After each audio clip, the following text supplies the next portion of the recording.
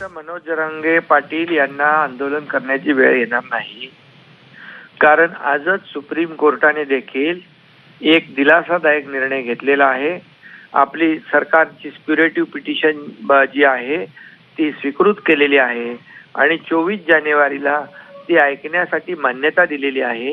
ही एक मराठा समाजासाठी फार मोठा दिलासा देणारी बाब आहे आणि त्यामुळे 24 जानेवारीला सुप्रीम कोर्टामध्ये तज्ञ वकिलांची फौज जी शासनाच्या माध्यमातून मराठा समाज मागास कसा आहे, तो कशा अवस्थेत राहतोय हे कोर्टासमोर मांडण्याचा पूर्ण प्रयत्न करेल. आणि ज्या त्रुटी निर्णय देताना सुप्रीम कोर्टाने मराठा समाज आरक्षण रद्द करताना ज्या मांडल्या होत्या, ज्यामध्ये महाविकास आघाडी त्यामध्ये अपयशी ठरली होती, मराठा समाज मागास आहे सिद्ध करण्याचे पुरावे मांडण्याबद्दल ते सर्व पुरावे आणि त्या त्रुटी दूर करण्याचं काम आमची वकिलांची निष्णात फौज या ठिकाणी पूर्णपणे करेल. आणि त्याचबरोबर मराठा समाजाला न्याय मिळवून देताना इतर समाजावर अन्याय होणार नाही ही भूमिका सरकारची आहे, ती आजही कायम आहे. आणि त्यामुळे आमची वकिलांची जी फौज आहे, सिनियर काउन्सिलची फौज आहे, ती 24 तारखेला सरकारच्या वतीने मराठा समाजाची बाजू मांडेल.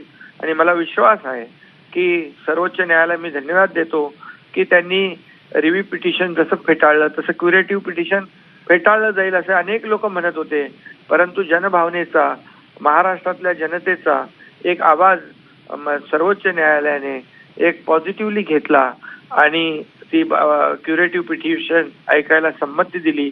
त्याबद्दल मी धन्यवाद देतो, आभार मानतो त्यांचे. आणि त्याचबरोबर मागासवर्ग आयोगाच्या माध्यमातून इम्पिरिकल डेटा गोळा करण्याचं काम देखील आम्ही युद्ध पातळीवर सुरू केलंय, तेही कोर्टाला कामी येईल. आणि जो आम्ही शब्द दिलेला आहे फेब्रुवारी महिन्याचा विशेष अधिवेशनात, तो त्याच्यावरही सरकार आजही ठाम आहे. आणि मला वाटतं 24 जानेवारीला मोठ्या प्रमाणावर बऱ्यापैकी या ठिकाणी बाजू मांडण्याची संधी मिळालेली आहे. त्यामुळे सगळ्यांनी संयम राखावा.